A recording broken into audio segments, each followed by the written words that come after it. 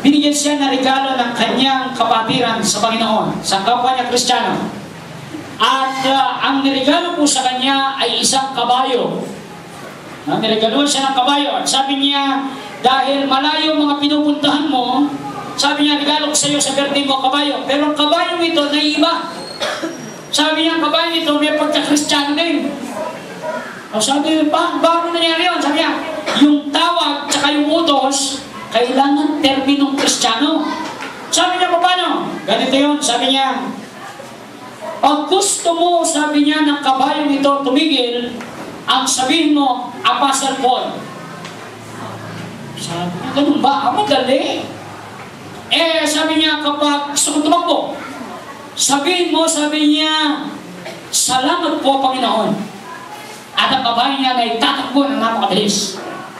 Pagkatanggap niya, sabi niya, subukan ko nga. Sabi niya, ano? At sinabi niya, salamat po, Panginoon. Tumakbo yung kabayo.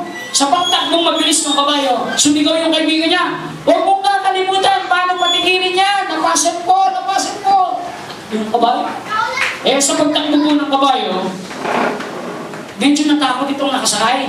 Kasi ang kabayo, tinutumbok niya, bangin. So sabi niya, mahulog kami, tigil! Wala, takbo ba rin yung kabayo? Stop!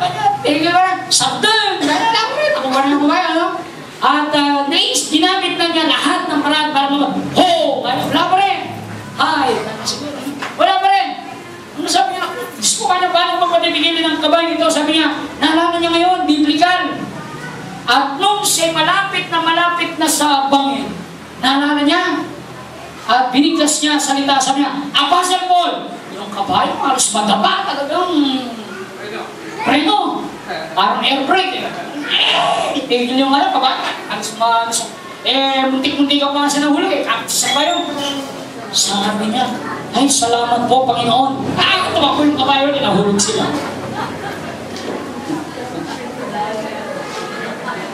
Kapatid, tunay po sa ating buhay, may mga implikasyon at kahalagahan ang tinatawag na pagpapasalamat. Ano? Amen. Malimit po sa atin bilang mga tao, minsan nakakalimutan natin magpasalamat. Ano? Sino sa atin ang nakaugalian na araw-araw pagising mo, nagpapasalamat ka sa isang napakasimple pero napakahalagang blessing sa'yo? Ano yun?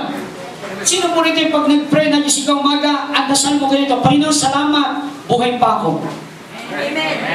Alam ba ninyo, isang tao na meron taning ang buhay, sa tuwing gigising siya ng umaga, ang palaging padala niya, Diyos ko, salamat, makikita ko na naman ang maghapon. Yun ang kanyang pasalamat.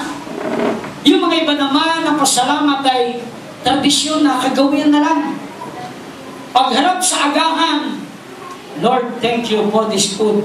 In Jesus' name, Amen. Pagharap niya ng tanghalian, Panginoon, salamat po sa pagkain ito sa pangalan ni Jesus. Amen. Ha? Pagdating ng gabi, iba na, gano'n na naman ang panalangin. Siguro, ibang version na, baka Ilocano na, agyan ka ng kapo, gusto yung, ganyan. So, siguro gano'n na naman, tradition po yun. Let Thanksgiving, sana po ito'y maging lifestyle. Ang tanong natin, ito kaya ang kalooban ng Diyos sa buhay natin, ng kanyang mga anak. Minsan mayroong isang tatay, ginagawa niya yung bakod, tinaman niya ng martilyo ang kanyang daliri, bigla sabi niya, praise the Lord! Nangitim yung kuko. Nasubukan ba tinaman ng martilyo? Ako nasubukan ko na yan. Nung elementary ako, meron kaming subject na, carpenter ba yan? Basta patungkol sa kahoy. Industrial arts. Industrial arts. So, ay, lang kita. Hindi na alam ng mga bata yun. Ang alam nila kasi yung cross-stitch na yata yung pinalit niya yun. O, ngayon yung bagong kurso, texting. Oo, paano yun? Tinamaan yung kanyang nilalaki ng martilyo. Hindi mo yung nasubukan na tinamaan ng martilyo yung daliri. Hindi mo alam kung magko-concert ka, hindi mo alam kung sisipol ka, hindi mo alam kung mag-high jump ka, hindi mo alam kung magbabackstroke ka sa sakit. At bilib ako ron, makakaawit ka kahit walang backup. So bigla po, praise the Lord, sabi ng tatay, nakakita nung anak. Sabi niya, tatay, ginawa ko ng martilyo, di ba? Oo, sabi niya, ito nga nangitim eh. Bakit sumigaw ka pa ng praise the Lord? Nagpapasalamat ka pa? Sabi niya, ilang daliri meron ako? Sabi niya, 10. Sabi niya, tatay, 10 daliri. 10 mga daliri. Ilan ba tinamaan? Isa lang po. Kaya nga nagpapasalamat ako, merong siyam pa na hindi maiitim. Nangitim kasi yung isa eh. Sabi niya, tatay, paano po kung 10 daliri ang tinamaan ng martilyo? Ay, hirap yan mangyari yun. Pinapupukpok mo, dito nangitim. So, sabi ng tatay, anak, sabi niya, salamat pa rin ang sasabihin ko sa Diyos, praise the Lord pa rin, dahil daliri lang, may kamay pa ako, may paa pa ako. Sabi niya, tatay, paano ko naputol yung dalawang mong kamay? Alam po niya, may pagkasadista yung anak niya eh. Parang gusto niya patayin ng tatay niya. Sabi niya ganyan, paano po kung yung dalawang kamay? Anak, sabi niya, magpapasalamat pa rin ako sa Diyos kasi may dalawang paa pa ako. Sabi niya, tatay, tama na, alam ko lang sasabihin mo. Kung yung dalawang pa ako maputol, praise the Lord pa rin, salamat pa rin sa Diyos kasi buhay pa ako. Paano po kung tigil ka na? Hanggang gusto mo na akong patayin. Sabi niya na, kung mamatay man ako, magpe-praise the Lord pa rin ako kasi makikita ko na ng harapan ang Diyos ng aking pagkakatipas. Kapatid na minamahalang pagpapasalamat, ito po ay tunay na dapat maging bahagi ng ating buhay. Kasi din po ninyo yung tao na pagpasalamat at saka yung taong madaing. Tingnan nyo sino pinakapangit. O sino mas pangit.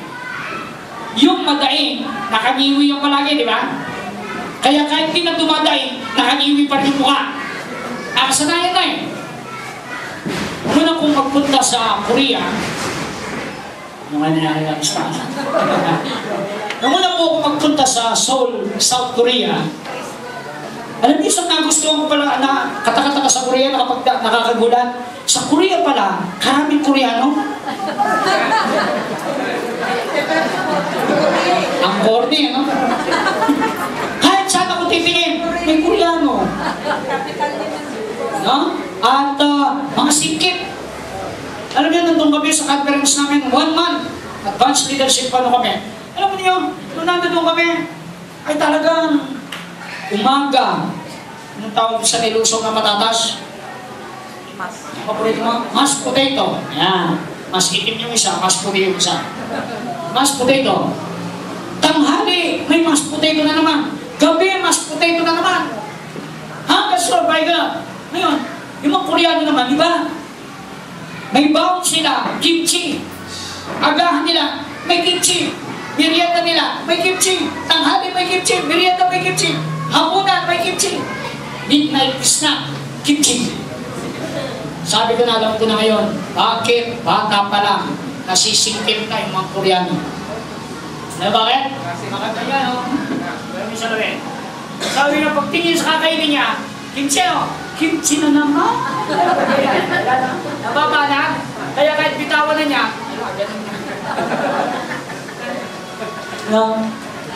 alam po ninyo, mga minamahal na kapatid, kinakailangan po ang pagpapasalamat. Ito po ay maging bahagi ng ating buhay, lalo-lalo na tayong mga anak ng Diyos. Alam mo, kapag madaing ka, wala kang iniisip maghapon kundi yung dinadaing mo. Diyos ko, kahirap ng buhay. Diyos ko, kailan kaya magbabago ang asawa ko. Diyos ko, kailan kaya magbabago ang anak ko. Diyos ko, kaya malalaki yung bahay namin. Diyos ko, kailan kaya ako magkakasakyan. Daig ka na daig. Kaya anong ulam mo? Daig. Sa kada daig, hindi mo alam, kapatid, pakinggan ito, hindi mo alam habang dumadaig ka, kinukondisyon mo ang isip mo at puso mo. Kawikaan 23, talatang 7, tignan yung Biblia, sabi ng Biblia, kung anong iniisip mo sa puso mo, magiging ganun ka. So, daig ka ng daig na mahirap ang buhay. Lalong hihirap ang buhay mo, kapatid. Mabuti pang itayin mo, pag umarap ka sa lamin, Diyos ko, pogi ko, kama. Araw-araw yan. Baka sakaling pumogi ka.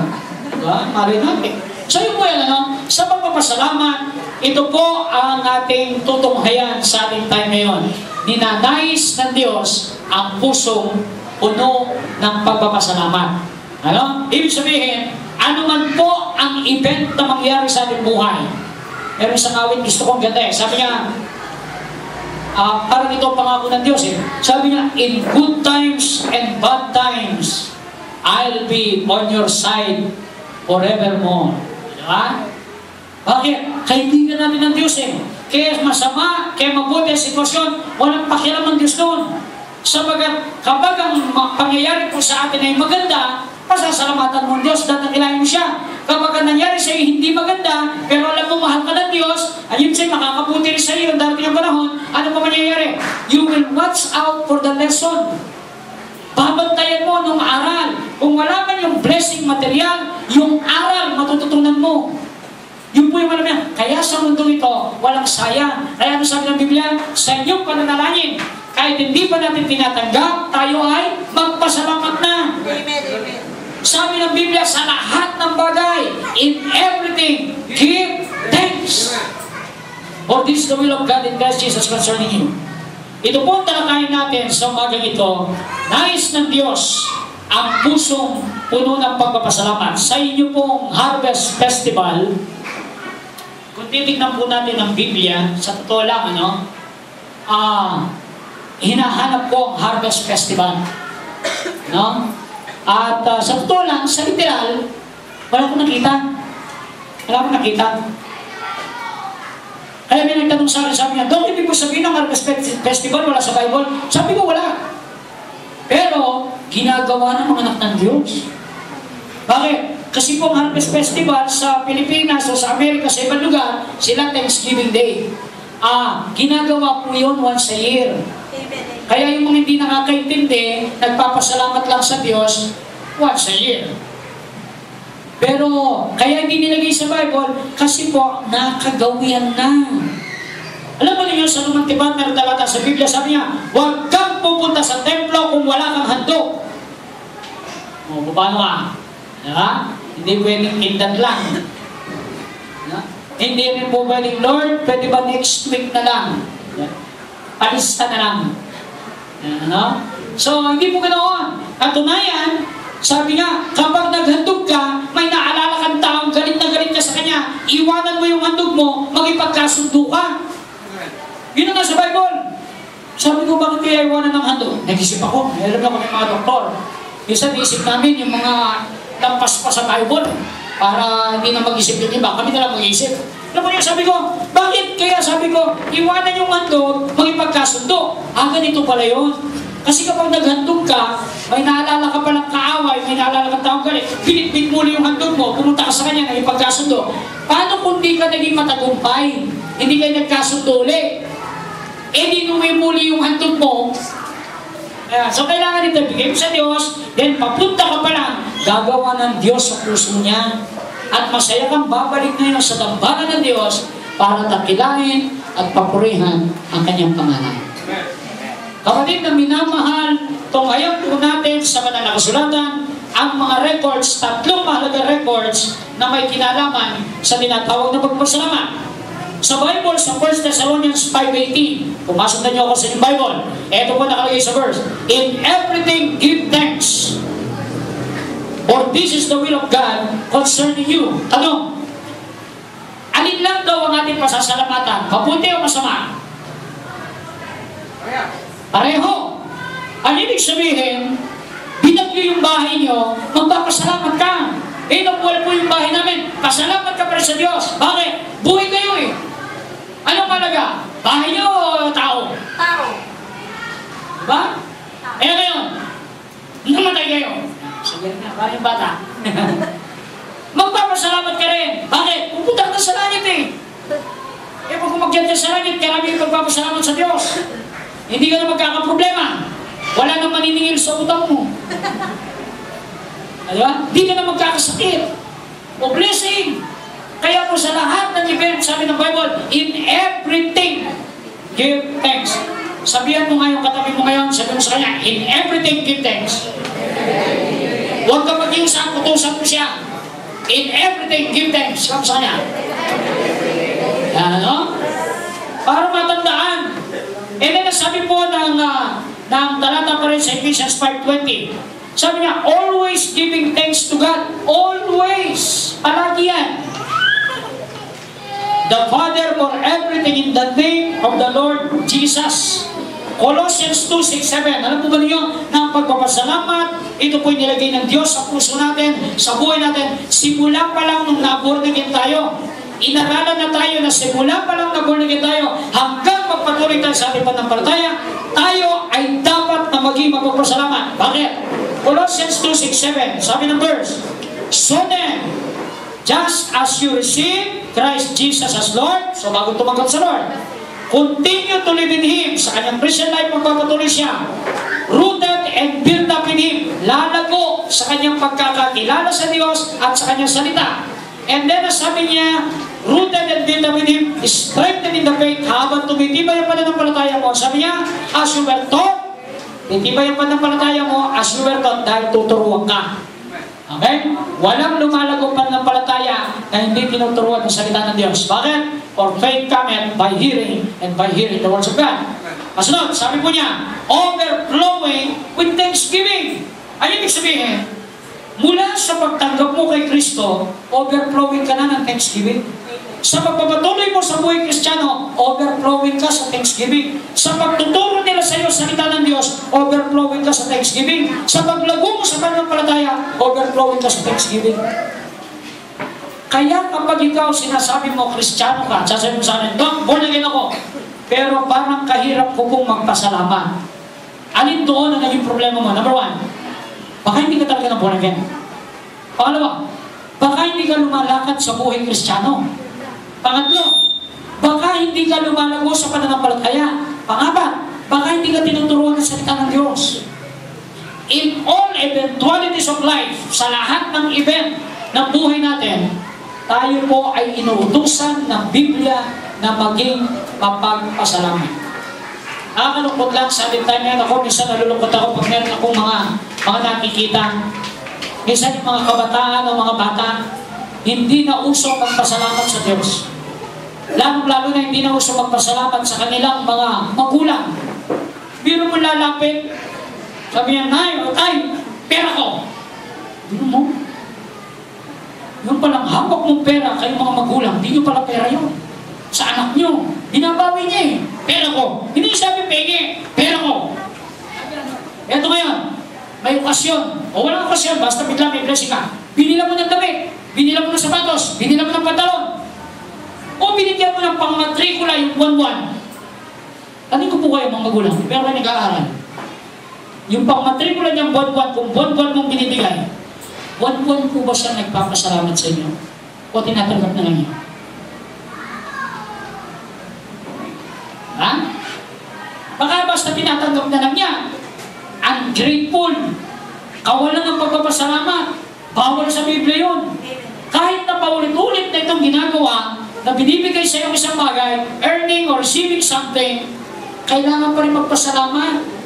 Kaya pala yung mga iba ko, pag kumakain, nakakalimutan na rin magpasalamat. Diba? Sana po ibalik natin yung dating kaugalian o katuruan na maging mapagpasalamat po tayo sa Diyos. Sabi nga po niya rito, always tayo po ay maging mapagpasalamat sa ating Panginoon Diyos. Now, tatlong bagay po gusto ko dalhin niya yung mga. Number one, ang mga Israelita, hindi sila nagpasalamat sa lahat ng kabutihan ng Diyos sa kanilang buhay. Okay? Sa Webster Dictionary, yung kawalan ng pagpapasalamat, ito po ay tinawag na ingratitude, unthankfulness. Ang kahulugan po niya ganito. Ang sabi niya, ingratitude is forgetfulness of or poor return for kindness received. Yung kindness na tinanggap niya, nakakalimutan niyang pasalamatan. Ano ba sabi niya? Oh, gutom na gutom yung tao. Oh bro, ito, pagkain. Ha? Pagkain? Hinagdog na lang, kinain na lang. Walang pasalamat. Bakit? Sa gutom niya, nakakalimutan niyang magpasalamat. Or gamitin ko yung termino ng kanto na sa siba niya, nakakalimutan niyang magpasalamat. Kapatid, when was the last time na ikaw ay kumain? Nabusog ka, nakalimutan mo magpasalamat sa Diyos. Kaya ba naman ikaw bumili ng pagkain? Yung lakas mo, yung pera ginamit mo sa Diyos galing yun. Kaya ka nagkatrabaho, sa Diyos na galing yun. Kailangan lang na pasalamatan natin siya sa lahat ng event ng buhay natin. No? Ngayon, nakasuko na po ako ng 3.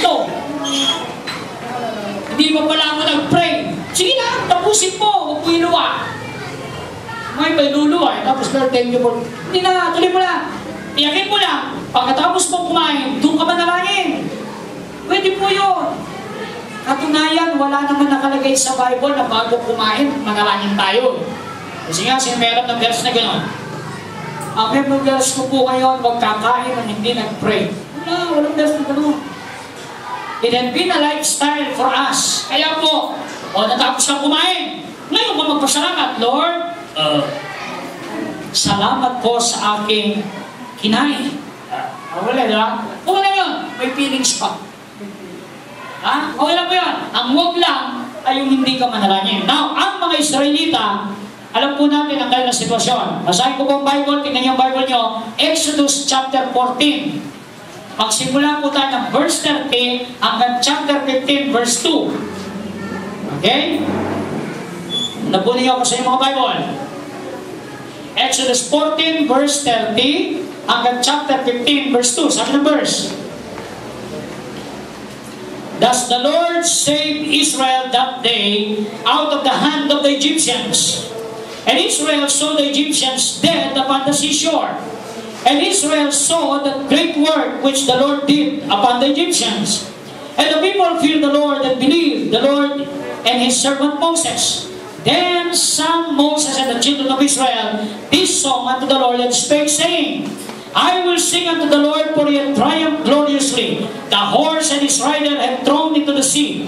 The Lord is my strength and song. He is become my salvation. He is my God, and I will prepare him a habitation, my father's God, and I will exalt him. Ano po ang senaryo dito? Ito po yung katatawid nila doon sa Red Sea. Sinubaybayan, iningatan sila ng Diyos. Kung naalala ninyo, nagbukas yung dagat. Alam ba niyo yung ginawa ni Moses kung anong ginawa niya, bakit nahati yung Red Sea? Katunayan, yung Red Sea, hindi po totoong dagat na pula yun. Noon, ang tawag po talaga doon sa original Hebrew, Red Sea. Ilocano Red Sea. R-E-E-D. Yung Red, ahas. Dagat na maraming ahas. Ano? Hindi dagat na pula. Later na lang, tinawag na lang na dagat na pula. Ngayon, nung umarap si Moses doon sa dagat, tinas niya yung kanyang tungkod, nahati yung dagat. Alam ba niyo, sinabi niya? Siya po ay nag-call ng isang algebraic expression. Galing si Moses sa algebraic. Ano sinabi ni Moses? Nasa yung kamay at sabi niya, C divided by 2. Na-divide yung dagat. Ano ba? Eh ngayon, tamat na sila, hindi na C divided by 2. C2 na lang. Di ba? Nag-divide yung dagat. So tawid sila. Habol ngayon si Pero, nagbagong isip. Alam niyo bakit? Bakit nagbagong isip ni Pero? Kasi nung umalis sa mga Israelita, 6 million sila, sabi ng isang Bible scholar. Napakarami. Sa pagtawid nila, nag-complain ng taong bayan ng mga Egyptians.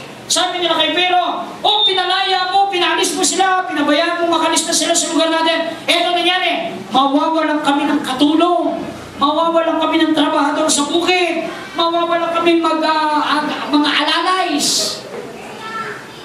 At hindi lamang yun, ano pang inutos mo? Lahat ng gusto nila ibigay nyo. Binigay namin lahat ng bayad nila mula unang araw magtrabaho hanggang sa huli. Resulta, lahat kami wala na may bayad dahil utos mo. Kaya pati mga lahas namin, mga ginto, pila, kayamanan, dinala nila. Remember this. The first use of the word plunder in the Bible ay sa Exodus. Amen, amen.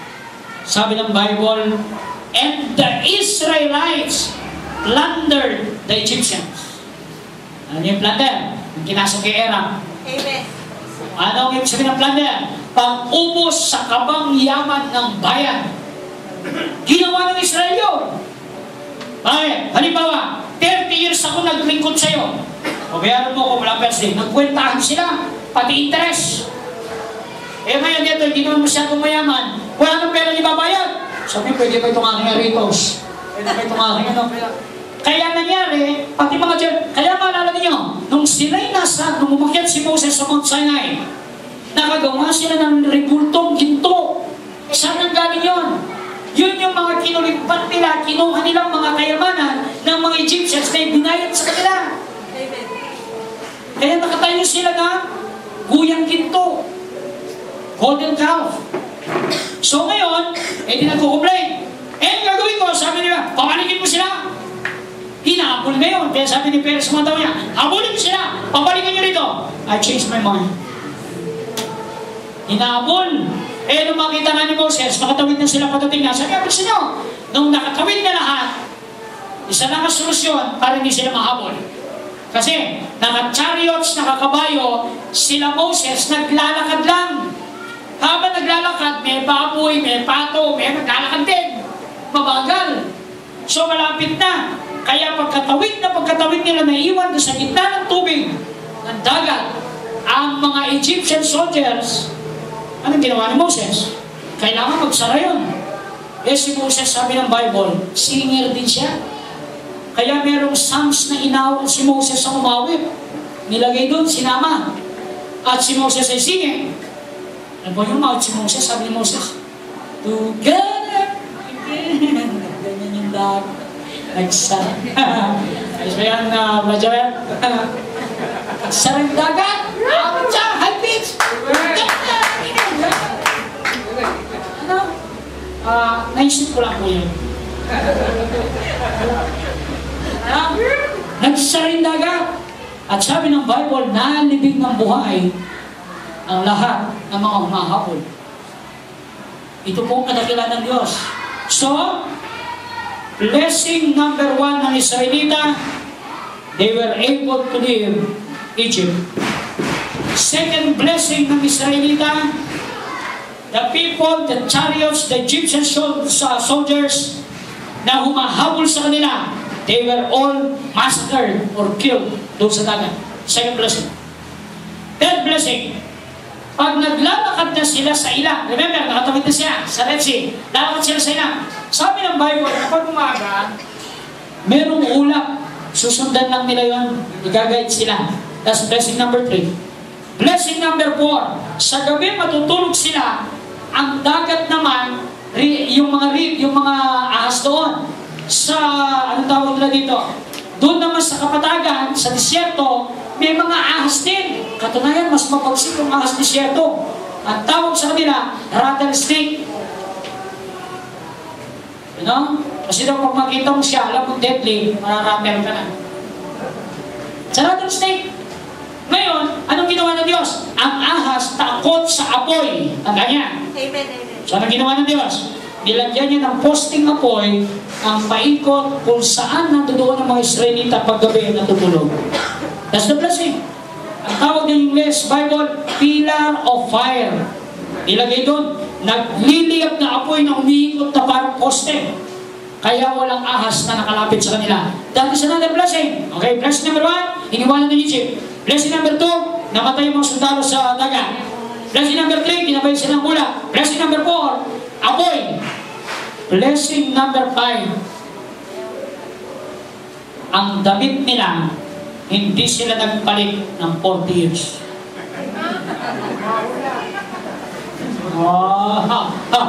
Ngayon ang uso, RTW, ready to wear. Sila, wear and wear. Diba? Doon wala po sa Bible, wala po naman sila. Wala nga, pero pwede ka naman mag-isip eh. Kasi ito yung implikasyon lang. Kapag inubad mo ang damit mo, bakit? Marumi. Tama?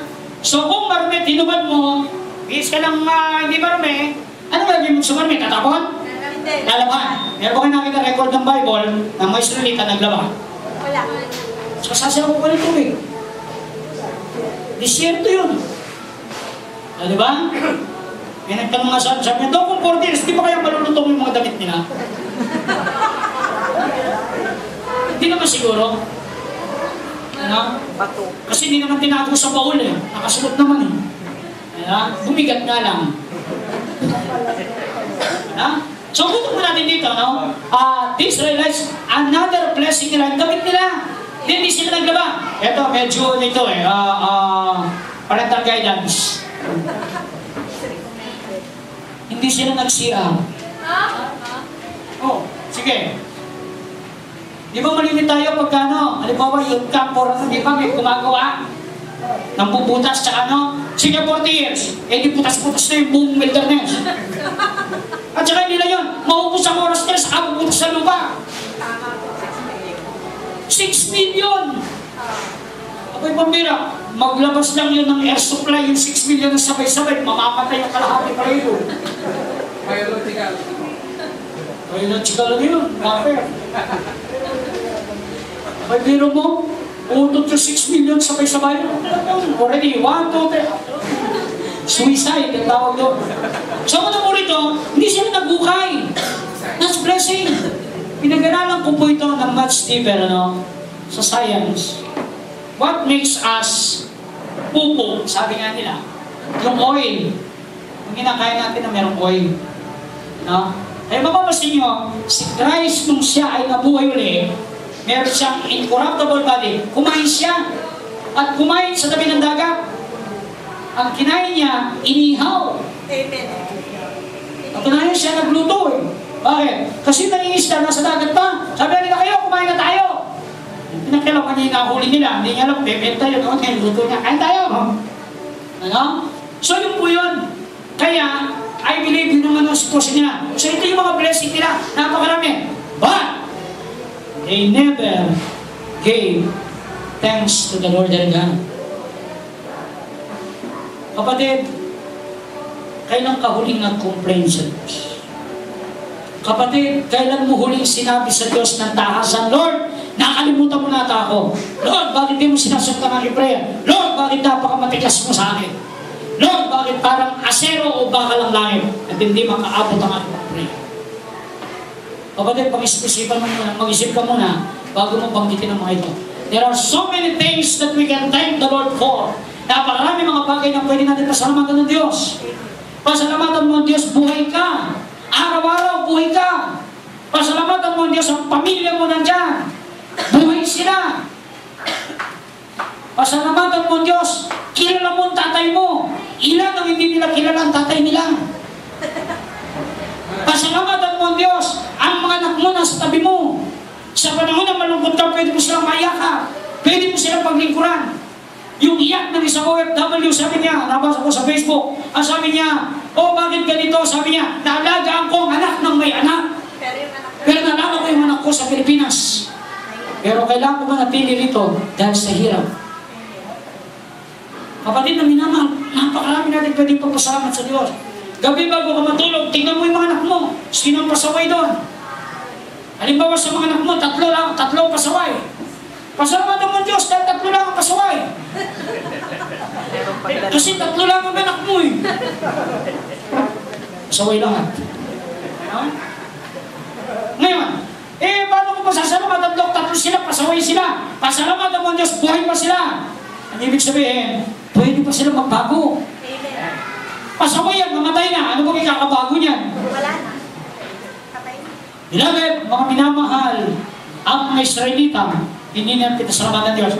At isang universal favor na meron sila na wala ang kahit na anong bansa. Ang sinabi ng Diyos sa Biblia, ito ang aking sariling bayan. Di ba tinawag ng Diyos Israel, and my people, a chosen nation, at ito ang Israel. Paano natin mapatunayan na chosen nation sila? Simple lang. Sa lahat ng istorya ng gera, World War I, World War II, walang record ang Israel na natalo sa gera. Laging panalo. Ang Amerika natalo na. Napahiya siya sa Vietnam. Noong tinatawag po ng year yun, 50 Americans sinostate sila sa Iran. I-rescue ng mga Amerikano. Pagdating doon sa disyerto, nagbangga ng mga rescue helicopter. Kaluwang ng desert. Nagbanggaan. Yung kamakailan, yung mga rally-rally sa Libya at saka ambassador nila napatay. Mga kahiyan. But the people of Israel, never, napakaliit nila. Alam mo niyo, tingnan yung mapa, ang Israel napakaliit. Ang mga bansang malalaki nakapaikot, magkaisa lang yun, bukas, di na magiging Israel. But because God is with Israel, they survive and will continue to survive. Amen. Pero masakit, they never gave thanks. Ano ba din sa Israel na ngayon? Hindi nila pinaniniwalaan na si Jesus ang Messiah? Nag-aantay pa sila ng iba? Kapatid na minamahal, they never gave thanks. Kaya ang tanong ko sa iyo, mabait din po ng Kristiyano mapagpasalamat sa Diyos. Nag-aaral ka, salamat kahit mahirap kayo, nakapag-aaral ka. Karaming mayaman, ayaw mag-aral. Pasalamat ka sa Diyos. Meron kang tinatawag ng pamilya. Nisip mo ba'y nakatira sa ilalim ng tulay? Pag pupunta ka sa Manila, pupunta ka sa Quiapo, pagdating ka sa baba, kita mo mga natutulog doon. Huwag ka lang lumayo, dyan lang sa mga, ay pinagpagka sila, meron din yan, tagupan lang. Minsan may nakita ko, pag nagsara na yung bangko, darating na sila. At pagkatapos, doon na yung bag nila dinala, doon na sila matutulog. Walang rental, may security pa. Napakarami pong pabor ng Diyos sa atin. Kakain kayo, kapatid na minamahal, kakain kayo. Pasalamatan niyo ang Diyos. Kumakain pa kayo. At hindi lang yun, huwag kang mag-complain sa Diyos dahil walang ulam. Mabuti nga ikaw, ulam lang pinoproblema mo eh. Iba pinoproblema, yung isasama sa ulam. Minsan ng mga iba, complain ng complain, mahirap lang po kami. Ano mahirap? Labas na kumakain. Anim po. Mahirap ka nga. Tumataba ka na sa hirap. Pag tinanong ka sabi, ano ang staple food? Ano ibig sabihin yung number 1 na pagkain nyo, pinakamahal na pagkain nyo, pinakamalagang pagkain nyo? Sagot ng Pilipino, kanin. Tanungin mo siya, ano binenta mo? Kanin. Kanin pa. Kanin pa rin. Almusal niya, kanin. Merienda niya, kanin. Tanghalian niya, kanin. Merienda niya sa hapon, kilapan. Magig na, matagal-tagal na eh. Pamayamang. Kasi kaya bumagsak siya, lunch eh. Pabaya siya. Okay, so dito po, 45 days lang yun. Complain na sila ng complain. Nalam nyo na si Moses, the next event, si Moses umakyat sa Sinai para kunin ang 10 Commandments. Look what happened ang ginawa ng mga tao. Complain na naman sila, hindi nabababa si Moses, matagal na yan, ano nangyayari dyan, ito na tayo, pinabayaan na tayo, suminti na siya. Anong ginawa nila? Yung number 1 na utos ni Moses, sinuway nila. Gumawa sila na rebulto. Kaya ang resulta, pagbaba ni Moses na niyang 10 Commandments, nakita niya ginagawa nilang kahalayan, nakita niya ang paggawa nilang pagsampa sa Diyos-Diyosan, naggalit siya. Nakita na naman niya yung lalaki sa lalaki, babae sa babae, nakita niya yung pagbibilang ng mga asawa, nagalit. At sa galit niya, itinapon niya yung 2 tapyas na bato sa lugar kung nasaan sila nagkakasayan. At sabi ng Bible, nagdurog ito at sumama sa tubig. At nung kanilang ininuman, unti-unti silang namatay hanggang maubos yung henerasyon taas kay Josue at taas pwera si Moses. The generation of Joshua, yun lang ang naiwan. Sabi ng mga iba, 17 years old pababa, others say 16 years old pababa. Sila lang ang naiwan. Tinawag itong Joshua generation. Ang lahat ng matanda nakamatay. Si Moses, ginamit ng Diyos, hindi nga nakapasok sa Kanaan. Consolation prize. Sabi Moses, papakita ko lang sa'yo. Kasi nagkasala ka rin sa akin eh. Papakita ko lang sa'yo, pero hindi ka papapasokin. Nakita ni Moses, satisfied na siya. And you know what happened? Sabi ng Biblia, nung namatay si Moses, walang nakakalam sa sinilibig. Walang nakakalam paano siya namatay. Walang nakakalam anong pinapatay niya. Isa lamang ang tiyak. inilibing siya ng Diyos. Biro mong pribilehiyo yun. Diyos siya, ginawa mong sepulturero. Ay, blessing yun. Kaya nga yung mga iba sabi na, ano daw ang verse sa born again? John 3:3. Sige nga, ang sabi ng John 3:3. Sabi niya, kailangan ikaw ay ma-born again para sa gayon, you will see the kingdom of God. No? Na ang tao, sabi niya, kailangan ma-born again to see the kingdom of God. Sabi ko, hindi yun. Dapat verse 5. Bakit ano John 3:5? Sabi niya, ang tao, sabi niya, na ma-born again, sabi niya, anong mangyayari sa kanya? Enter the kingdom of God. Anong gusto mo? See or enter? Pag sinang, dalaw kay Moses. Ako gusto ko enter. Para halimbawa, sabi niya, ano ba, sinabi, ano, o man, halika, sama kita sa pinakamasarap na restaurant. Sama kita. Pagdating namin doon, gano'n ang ordering ko. Ba't ka order? Hindi na po ko rito. Ano ba sinabi ko sa'yo? Sama kita. Sinabi ko, pakainin kita. Kaya no, man, tawag dyan, lechon. Tawag dyan, yeah. Turo-turo ba? Pero hindi pwedeng kainin. Turo lang. Tawag pinakamatinding torture. Tuturo mo lang, hindi mo pwedeng kainin. Please, naglaway. Okay, sino po yun? Israelites never thank the Lord their God sa lahat ng blessing. Number 2, ay ito po, mas masaol ito. Hindi na nga pinasalamatan ng Diyos to sa blessing, what they did was, ininsulto pa ang Diyos. Hindi na nga pinasalamatan, ininsulto pa. Sa paano paraan? Romans chapter 1, 21 to 27. Ang sabi ng verse, because that when they knew God, they glorified Him not as God, neither were temple, hindi niluwalhati, hindi pa pinasalamatan, but became vain in their imaginations and their foolish heart was darkened. Professing themselves to be wise, they became fools and changed the glory of the incorruptible God into an image made like an incorruptible man, and to birds and four-footed beasts and creeping things. Wherefore, God also gave them up to uncleanness through their lust of their own hearts, to dishonor their own bodies between themselves. Listen, who changed the truth of God into a lie, and worship and serve the creature more than the Creator, who is blessed forever. Amen. For this cause, God gave them up unto vile affections, for even their women did change the natural use to that which is against nature. And likewise also the men, leaving the natural use of the woman. Yung lalaki, hindi na ginagamit ang babae. Anong ginawa niya? Burning their lust one toward another, men with men. Katakot-takot na kapaklaan. Ano? Men with men, working that which is unseemly, and receiving in themselves the recompense of their error which was men. Not thanking the Lord for He created them, instead, they tried to change their nature. Kanina po umaga, nagising ako, nagbabasa ako ng news after I read a portion of scriptures.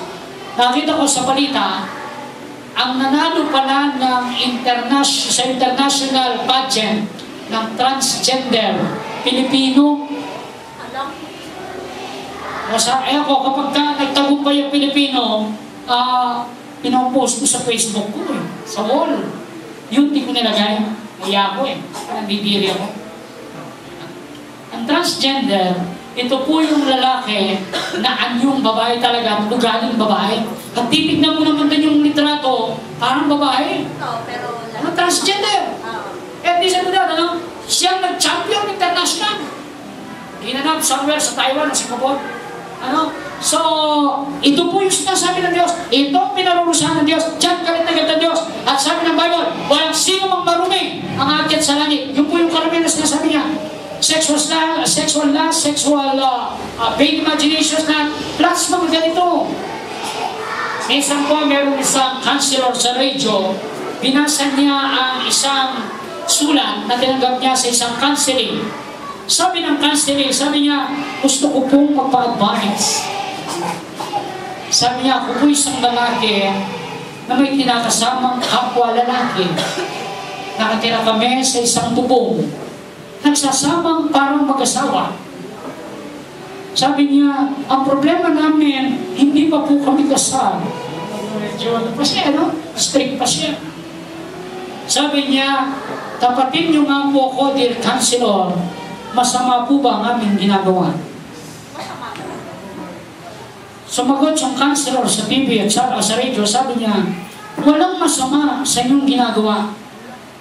Sabi ng lalaki doon sa radio. Katunayan ako, sabi niya, yung aking kasamang lalaki din sa bahay, 4 years na kami. Bakla, nagpakansel sa kapwa bakla, ang pasok. Eve. Pasok silang pareho sa impyerno. No? Minsan daw sa isang lugar, sa isang barangay, may pinagkakaguluhan, may pinagsasaksak patay. Tumakbo ngayon yung bakla, sexy yung takbo. Pagdating daw, tanong siya, talagang hinahawi niya, gusto niya makita. Sabi niya kaya, ay bakit? Sabi na nga, may napatay. Ay naku, sabi niya, God naman, sabi niya, bakit pinatay? Sabi niya, kawawa naman, bakit pinatay? Pinagsasaksak, sabi niya, oo nga, sabi niya, bakit pinatay? Bakla kasi. Sabi na nagtatanong na ba din? Ganun ba? Buti nga sa kanya. Naging boses lalaki. Nasa laki, susunod siya sasaksakin. Kapatid na minamahal, whether tanggapin natin na hindi, sabi nga nila, ito ang tao ngayon.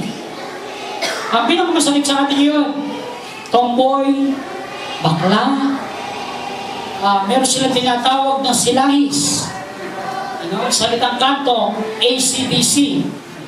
Ibig sabihin, pwede saksak sa kuryente, pwede rin baterya. Yun ang nakakatakot. Kaya yung mga ladies, minsan yung mga barkada yung bakla, ingat kayo. Baka yung oras nila, laki siya. Delikado ka. Yun yung sinahis. Kapag pin niyang lalaki siya, ay lalaki. Kaya may mga bakla may anak eh. Wala niya? At pagkatapos, hindi lamang yun, pag pinin niya babae siya, ayun. Kaya po yun. Tapos hindi lamang yun, meron pa yung mga pedophiles, ang mga ito kinasusuklaman ng Diyos. Ang Sodom at Gomorrah, winasak ng Diyos because of all these people. Amen. Naalala niyo, si Abraham, pumunta siya sa lugar na pinangako ng Diyos sa kanya. Sinama niya ang kanyang paboritong pamangkin na ang pangalan ay Lot. Pagdating doon, pinasagana sila ng Diyos hanggang mag-away na yung mga servants nila. At nag-decide si Abraham, sabi niya, Lot, sabi niya, pumili ka kung gusto mo. Ikaw manatili sa bundok, ako bababa sa kapatagan, o doon sa kapatagan, manatili ako sa bundok. Pinili ni Lot ang kapatagan. Katunayan, natuloy siya, naging ma-influensya, naging government official pa siya. Meron siyang 2 anak na magaganda. Isang araw, nagpadala ng Diyos ng 3 anghel para warningan itong si Lot na lisanin niya ang Sodom at Gomorrah dahil wawasakin ito ng Diyos. Ibubuhos ng Diyos ang kanyang galit. So nung ito'y kausap ni Lot, nabalitaan ng mga tao sa baryo, ang mga bakla. Nabalitaan nila na merong mga bisitang mga Papa Balls. Itong si Lot, nandun daw si Papa Piolo. Sino ba? Si Papa Gerald. Sa kabila naman siya Si Sam Yilding daw. si Gutierrez. Si Rick Ano kaya, no? So, takbuhan sila, punta kayo, tatok sila sa bahay. Sabi niya, gusto namin makilala ang mga bisita mo. Sa message, sabi niya, Lot, open the door, please. We want to know your visitors. Ang sagot ni Lot, sabi niya, please, don't mind them. You can have my 2 daughters. Sabi niya, pabayaan niyo ng mga ito. Pas ng mga ito. Ito yung 2 anak kong dalaga. Sila na lang. Gawin niyo gusto niyo gawin sa kanila. Ano sagot ng mga lalaki siguro ng mga bading? Di pwede. Parehas kami ng kasarian. Ano? Yung mga naman na hindi nakakaintindi na nag-aaral ng Biblia, nakala mo sino magagaling, ang sabi lang, nagkasala sila, ginagawa niyang prostitute yung 2 niyang anak. Mali. Kaya niya binibigay dahil alam niya hindi tatanggapin.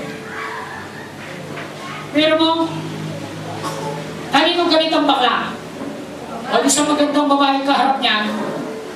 Diba? So ganun nangyari, ayaw na tanggapin. Now, bakit yun ang inisip ko bilang doktor?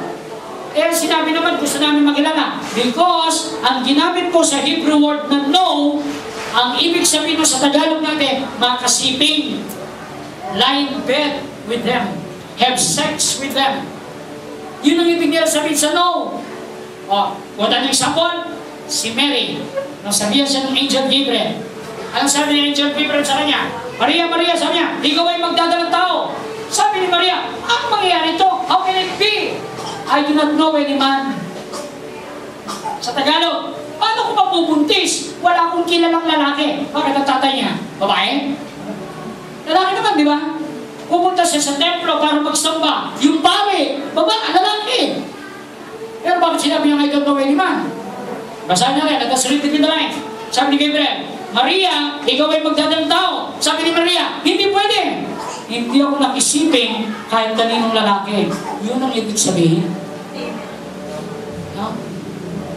Kaya po ngayon, ganun ang nangyari doon kay Lot. Kaya pinarusahan ng Diyos ang Sodom at Gomorrah.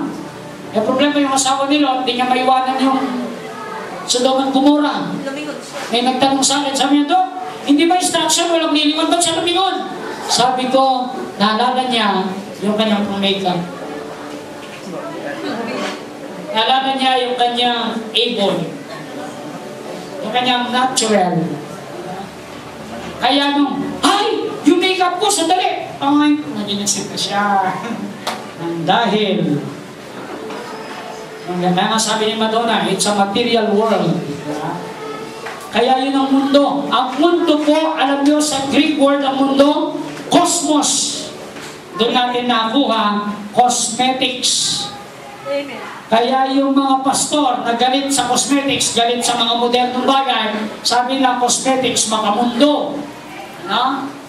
Kaya na natin sila doon, kung ayaw nila mag-makeup, diwan. Kayo mag-makeup kayo para lalo kayong gaganda, di ba? At yung pangit, para sakaling gumanda. Ganun lang. Pangatlo, first, hindi sila magpasalamat. Pangalawa, sa halip na magpasalamat, pinalitan pa nila ang nilikha ng Diyos sa kalabuhan. Pangatlo, it is God's desire for us to have a thankful heart. Ito ay palagi nais ng Diyos sa atin, ang pusong mapagpasalamat. Si Don Moen, nagbigay siya ng isang awit na sumigat ng kanyang panahon, give thanks. Ang sabi niya, with a grateful heart. Sinundan niya ng another song, thank you Lord. Ang mga ito ay naging mga national anthem sa maraming mga simbahan. Sabi ng 1 Thessalonians 5:18, in everything give thanks. Philippians chapter 4 verse 6, sabi ni Paul, do not be anxious, huwag kang mag-alala, huwag kang mag-worry about anything, but in everything by prayer and petition with thanksgiving. Present your request to God. Biro mo, isipin ko lang ang prayer ko. Pag naisip ko na yung prayer ko, magpapasalamat na ako. Pagkatapos ko ng pasalamat, doon ko palang ibibigay sa Diyos. Yung pala yung pattern sa prayer. First, know what you want. Know what you want to ask of the Lord. Second, thank the Lord. Third, bring your petitions to the Lord your God sa Panginoon ng Diyos. Ang mga tao po ng Diyos, dito po, they were rebuked for not thanking the Lord for their harvest. Gusto ko po mag-close dito. Sa lahat ng bounty, sa lahat ng harvest, sa lahat ng ani. Now, pag sinabi nating harvest, hindi na unahulugan yung tanim lang sa bukid. Kung ikaw ay estudyante, unang sa